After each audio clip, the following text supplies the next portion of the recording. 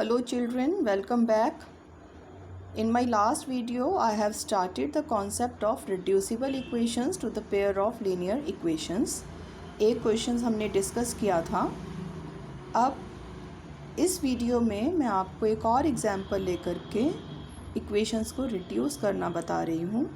So for that we have considered a question from exercise 3.6 of your NCERT book, and the question is 2 upon root x plus 3 upon root y is equal to 2, and second equation that is given to us is 4 upon root x minus 9 upon root y is equal to minus 1.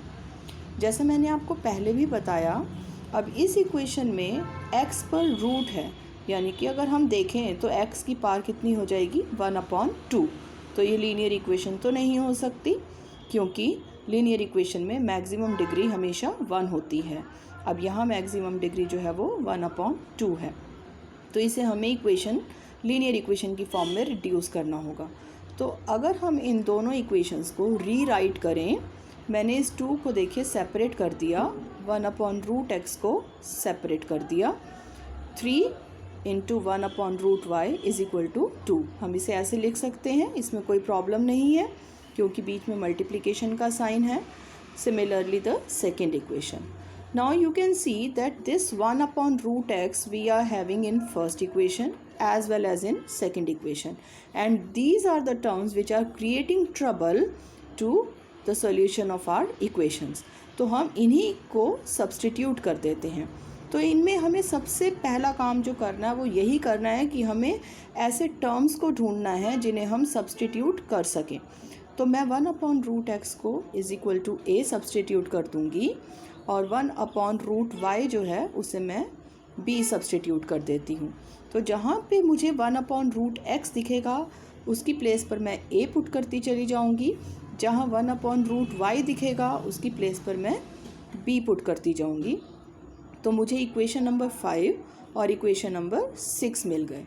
अब देखिए equation 5 और equation 6 they are simple equation, linear equations in variables a and b, जैसा हम first example में कर चुके हैं.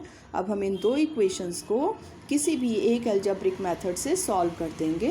That method could be elimination, it could be substitution, और it could be cross multiplication, as you feel that is easy for you.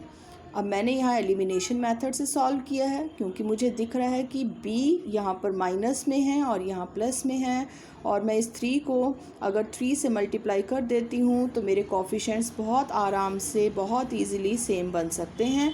तो मैंने equation number 5 को पहले 3 से मल्टीप्लाई कर दिया और फिर इक्वेशन नंबर 5 और 6 को ऐड कर दिया. तो मुझे a की वैल्यू मिल गई 1/2.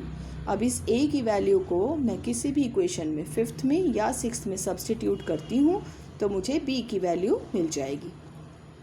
अब a और b की वैल्यू मिलने के बाद हमारे क्वेश्चन का एक पार्ट ख़त्म हो जाता है. अब हमें इन वैल्यूज़ को वापस जहाँ हमने कंसीडर किया था उन इक्वेशंस में पुट कर देना है और x और y की वैल्यूज़ मिल जाएंगी. अब देखिए जब मैं यहाँ a की वैल्यू को पुट करती हूँ तो 1/√x इज़ इक्वल टू 1/2 मिलता है. क्रॉस मल्टीप्लाई करके मुझे √x की वैल्यू मिलती है. तो मुझे √x तो नहीं चाहिए, मुझे तो x चाहिए. तो हम एक इक्वेशन के दोनों तरफ कोई भी ऑपरेशन अप्लाई कर सकते हैं. तो मैंने दोनों तरफ से क्या कर दिया, स्क्वायरिंग कर दी इस इक्वेशन की. तो जब हम यहाँ स्क्वायरिंग करेंगे तो हमें x मिल जाएगा, जब यहाँ स्क्वायर करेंगे तो 4 मिल जाएगा. तो x की पॉसिबल वैल्यू है 4. Similarly by putting the value of b in equation number 4 and squaring both the sides we will be getting the value of y is equal to 9. अब मैं आपको इससे थोड़ा सा और कॉम्प्लिकेटेड क्वेश्चन जिसमें x और y के कॉम्बिनेशंस होंगे लेकिन वो डिनोमिनेटर में होंगे, ऐसे क्वेश्चंस को सॉल्व करने की ट्रिक बताऊंगी. ट्रिक तो एक्चुअली सेम है, बट फिर भी हम एक क्वेश्चन ऐसा भी सॉल्व करेंगे अपने नेक्स्ट वीडियो में. तब तक आप इन क्वेश्चंस की प्रैक्टिस कीजिए.